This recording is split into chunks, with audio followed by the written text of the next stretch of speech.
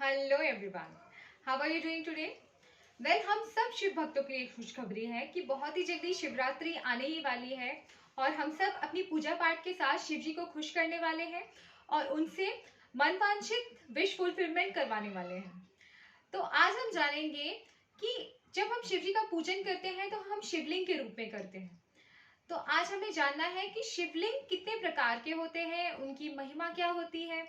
और शिवलिंग, जैसे कि हम सब जानते हैं कि ईश्वरीय रूप में महादेव शिवलिंग में विराजमान है माँ पार्वती के साथ।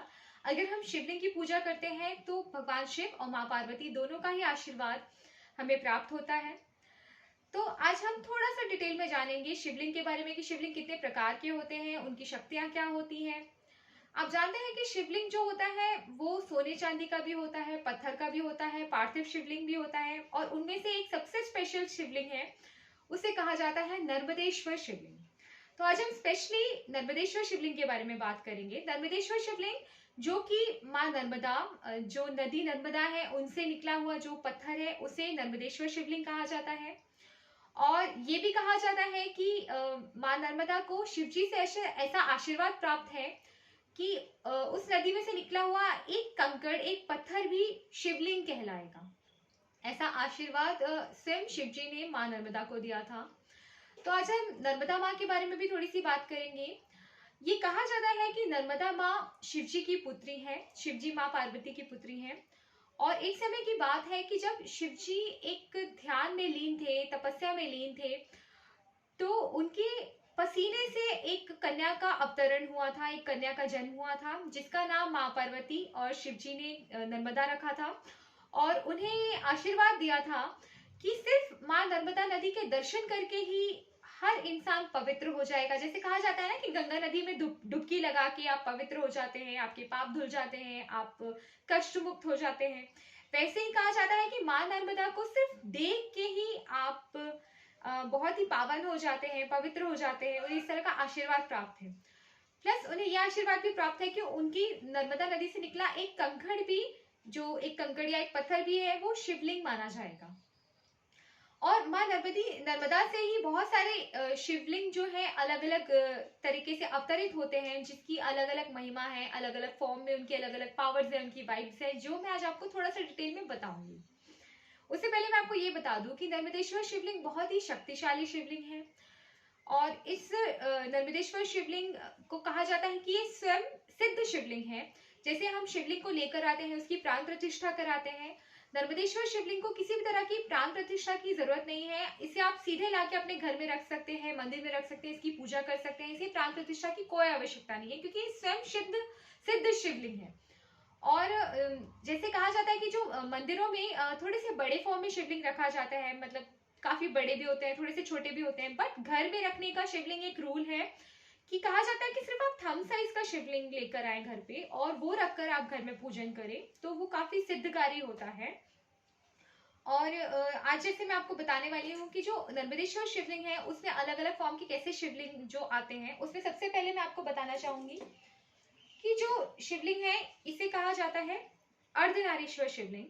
ये देखिए, अगर आपको इसमें क्लियर दिख रहा है तो ये 2 कलर के है ये शिवलिंग। ये देखिए, यहाँ अलग डार्क ब्राउन है और नीचे लाइट ब्राउन कलर है। तो इसे नर्मदेश्वर शिवलिंग को कहा जाता है। ये अर्धनारीश्वर शिवलिंग है नर्मदेश्वर का, जिसमें 2 कलर में कहा जाता है कि माँ पार्वती और शिवजी स्वयं विराजमान है। और नर्मदेश्वर शिवलिंग जो अर्धनारीश्वर रूप में, इसकी महिमा ये है कि ये कपल्स के लिए बहुत ही ब्लिसफुल एनर्जी देता है। ये हमारे घर में बहुत ही ब्लिसफुल एनर्जी देता है, जिससे घर में, परिवार में सुख शांति, प्यार, अपनापन बना रहता है, हर तरह की परिपूर्णता आती है, हर तरह का धन धान्य आता है। तो ये नर्मदेश्वर शिवलिंग बहुत ही ज्यादा अपने आप में पावरफुल और बहुत ही ब्लिसफुल एनर्जी से समाहित शिवलिंग है। तो इसकी जब आप पूजा करें तो ये जो जिलहरी होती है, जिसमें देखिए ये शिवलिंग, ये जिलहरी है जो रखा हुआ है जिसमें, इसे कहा जाता है कि इस जिलहरी का जो दिशा है हमेशा उत्तर की तरफ होना चाहिए, इसका जो मुख है हमेशा उत्तर दिशा में होना चाहिए। तो शिवलिंग का पावर जो है, इसकी जो शक्तियां हैं, ये बहुत ही अच्छे तरीके से हमारे घर में एक ब्लिसफुल एनर्जी देती है। तो इसका जो आप ध्यान रखिएगा, जिलहरी का जो मुंह है वो उत्तर दिशा की तरफ हो, ठीक है। इसके बाद जो नर्मदेश्वर शिवलिंग में दूसरा शिवलिंग है, इसे कहा जाता है जनेऊधारी शिवलिंग। देखिए ये जो शिवलिंग है, इसमें आपको अगर विजिबल है, इसमें जनेऊ दिख रहे होंगे, बहुत सारी लाइंस दिख रही होंगी, दिख रही है आपको? देखिए थोड़ा सा डार्क कलर में, लाइट कलर में बहुत सारी लाइंस हैं। इसे कहा जाता है जनेऊधारी शिवलिंग, और इस शिवलिंग को कहा जाता है ये मोक्ष प्रदायिनी शिवलिंग है। अगर आप इसको अपने घर में रख के पूजा करते हैं तो कहा जाता है ये स्वयं एक पुरोहित की तरह शिवलिंग है, जो हर तरह की ब्लिसफुल एनर्जी आपको देगा। ये गुरु से संभावित शिवलिंग है, जो गुरु के अच्छे प्रभाव देगा, हर तरह के जो नवग्रह हैं उनके दुष्ट प्रभावों को दूर करेगा, आपको मोक्ष की तरफ ले जाएगा, आपके फोकस को बढ़ाएगा, आपके माइंड को पीस, काम, कंपोज रखेगा। तो ये शिवलिंग बहुत ही ज्यादा कहा जाता है कि दया करने वाला शिवलिंग है, जो कितने भी स्ट्रेस से कोई इंसान भरा हो, अगर यहाँ जाके हम पूजा करते हैं, इनका नाम लेते हैं, इनके सामने हाथ जोड़ते हैं, तो इनकी दया, इनकी महिमा इतनी बड़ी है कि हमें बहुत ही जल्दी काम और कंपोस्ट करेंगे। तो ये था जनेऊधारी शिवलिंग नर्मदेश्वर का। इसके बाद एक जो शिवलिंग आता है, ये देखिए ये प्राकृतिक शिवलिंग है। ये जो पत्थर है, ये जो मैं लेकर आई थी शिवलिंग का ये पत्थर, ये मैं नर्मदा जी से खुद उठाकर लेकर आई थी जब मैं एक बार वहां नदी के किनारे गई थी। तो ये एक प्राकृतिक शिवलिंग के रूप में है। ये फिर इसकी जिलेहरी मैंने अलग से बनवाई है जाकर, लेकिन ये जो पत्थर मैं लेकर आई थी प्राकृतिक नर्मदेश्वर शिवलिंग है, और ये बिल्कुल प्राकृतिक रूप में है। तो इसमें अभी इसे प्राकृतिक शिवलिंग के रूप में हम पूजा कर सकते हैं, मगर अगर इसे ही हम मशीन के द्वारा घिस दें और थोड़ा साफ करवा दें तो ये बहुत ही ज्यादा व्हाइट हो जाएगा। जो ऑफ व्हाइट लग रहा है ये बहुत ही ज्यादा व्हाइट फॉर्म में आ जाएगा, और जब ये बहुत ही ज्यादा व्हाइट फॉर्म में आ जाएगा तो इसे अमरनाथ शिवलिंग कहा जाएगा, जब ये एकदम सफेद हो जाता है। और अमरनाथ शिवलिंग की महिमा ये है कि ये बहुत ही ज्यादा शांति और प्रेम प्रदान करता है। तो अगर आप इसे घर में रख के पूजा करते हैं तो आपके घर में बहुत ही शांति आती है, पीस, और बहुत ही प्रेम पूर्ण वातावरण सबके लिए रहेगा एक दूसरे की तरफ। तो ये थी नर्मदेश्वर शिवलिंग की, अमरनाथ की महिमा। इसके बाद एक दो शिवलिंग जो और आते हैं जिनके बारे में मैं आपको बताना चाहूंगी। एक शिवलिंग और आता है जिसे स्वयंभू शिवलिंग कहते हैं, जो थोड़ा सा ग्रीन और एक दो कलर और मिक्स होते हैं, जो कहा जाता है कि खुद ही धरती से अवतरित हुआ था स्वयंभू शिवलिंग। और स्वयंभू शिवलिंग का ये कहावत है कि हर तरह की हर्डल्स को दूर करता है, हर तरह की प्रॉब्लम्स को आपकी लाइफ में दूर करता है अगर आप उसकी पूजा करते हैं।